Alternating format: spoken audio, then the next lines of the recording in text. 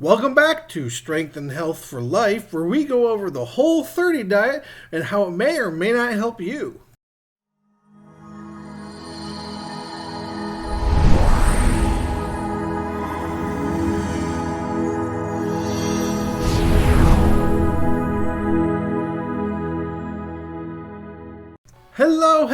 Hello! Welcome to day 92 of our wellness journey together. Before we begin, we ask that you smash that like button down below, subscribe to the channel, and click the notification bell so you receive all alerts and watch the video all the way through. Also, if there are any topics you'd like to see in this channel, please leave your suggestions in the comment section below. As you might have heard in the intro, today we're going to go over the Whole30 diet.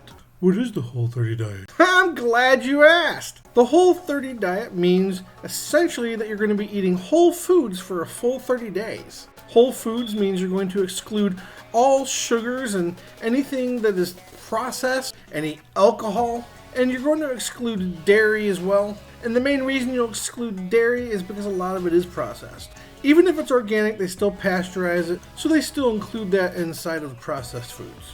They also suggest that you cut out all grains because a lot of those are processed and they're really hard to avoid eating processed grains. Proponents of this diet say that it heals your digestive tract, balances your immune system, eliminates food cravings, improves medical conditions and boosts your energy, promotes weight loss, and changes how you think in your relationship with food.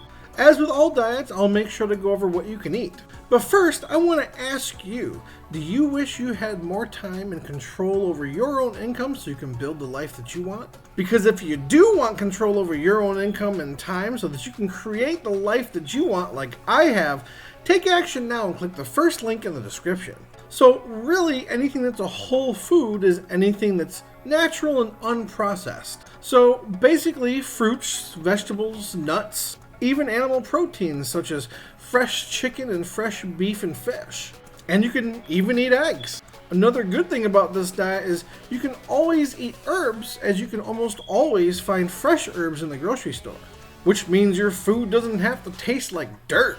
And at least it prevents you from eating super sugary foods and things that are processed. And because you're not eating processed foods, you're also staying away from a lot of those preservatives. If you're interested in what I'm talking about, we did a whole series on food additives. You can click that banner right about here to go look. But as with most diets, it's not perfect. So here are the 5 reasons you may not want to try this diet. Number 1, it doesn't go along with your psychological preparation about habit forming. Because this diet is so restrictive, it's extremely hard to stick with. And it's only meant to be done for 30 days at a time. I guess that's why they call it Whole30. Oh. However, the psychology about forming good habits doesn't really work with this diet. See, in order to break a habit, you have to replace it with a better habit, which means it should be replaced by something that you can do permanently. Otherwise, you end up going through a series of yo-yo dieting where you diet for a little bit to control your weight, and then you fall off the wagon and you may gain a little bit, and so you diet yet again. That has an entire slew of health things that come along with that as well, but we won't get into that too deep here. The biggest takeaway is that you may be setting yourself up for failure because of how the psychology of habit forming works. Number 2, resetting your gut takes longer than 30 days. Celiac disease is a perfect example. People with celiac disease have to go on a diet for 3 months for the inflammation to die down. Because 30 days is just not long enough to remove all the inflammation that they had from eating gluten. Now, you may not be gluten intolerant, but your digestive system still requires the same amount of time to reset and reduce inflammation. Now, some may take a little longer, some may take a little shorter, but 30 days isn't long enough for anyone. Number 3, the main protein is meat and eggs. Now, meat and eggs aren't necessarily bad for you, but as I've stated with multiple other diets previously, if you eat too much of it, you end up with high cholesterol. That's because saturated fat clogs your arteries and can cause things like fatty liver or fat to develop around your heart. Now, since they only want you to do it for 30 days, it may not be too bad, but I would theorize that's one of the reasons why this diet is designed for 30 days only. Because just like 30 days is not long enough for inflammation to go down, it's also not long enough for you to clog your arteries because of saturated fats. That takes a lot more time.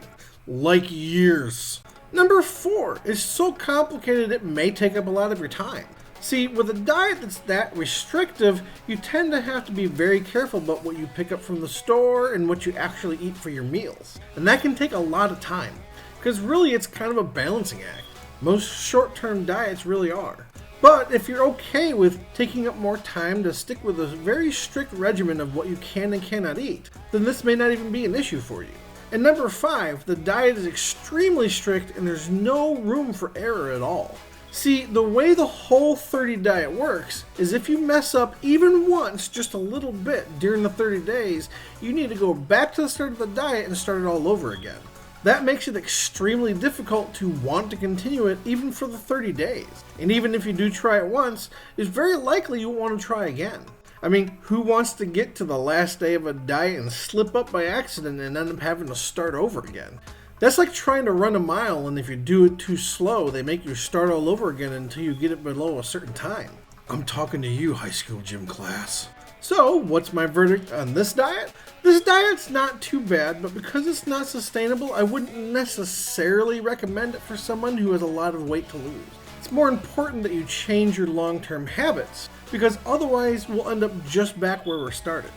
But if you only have a little bit of weight to lose and you just want to look better for, the summer season, then there's absolutely nothing wrong with trying this diet out for 30 days. But keep in mind, after those 30 days, you probably haven't started a new habit yet. So you're very likely to gain that weight back and have to do the diet again later. And that can set you up for a pattern of yo-yo dieting. Also, this diet's really not sustainable for long periods of time.